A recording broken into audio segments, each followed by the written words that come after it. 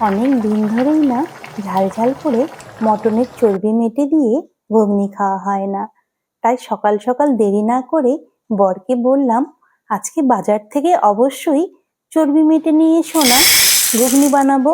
সবার প্রথমে মটর কয়েক ঘন্টা ভিজিয়ে রেখে প্রেসার কুকারে দুটো সিটি মেরে রেখে দেবো।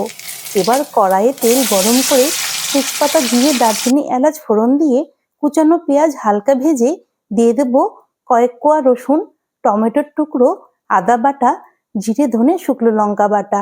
এখন দেব চর্বি মেটে, পরিমাণ মতো নুন, হলুদ, চিনি আর ফ্যাটানো টক দই দিয়ে সবকিছু খুব ভালো করে মিশিয়ে কষিয়ে নেব। এরপর মশলা থেকে তেল ছাড়লে সিদ্ধ করা মটর ঢেলে দেব। কিছুক্ষণ ফুটিয়ে নিয়ে গরম মশলার গুঁড়ো আর ধনেপাতা কুচি ছড়িয়ে দিলেই ব্যাস তৈরি আমাদের ঝাল ঝাল চর্বি মেটের ঘুগনি। কি গো, গরম গরম ঘুগনি খেয়ে বলো তো কেমন হয়েছে? ভিডিওটি ভালো লেগে থাকলে একটি লাইক করে দিও।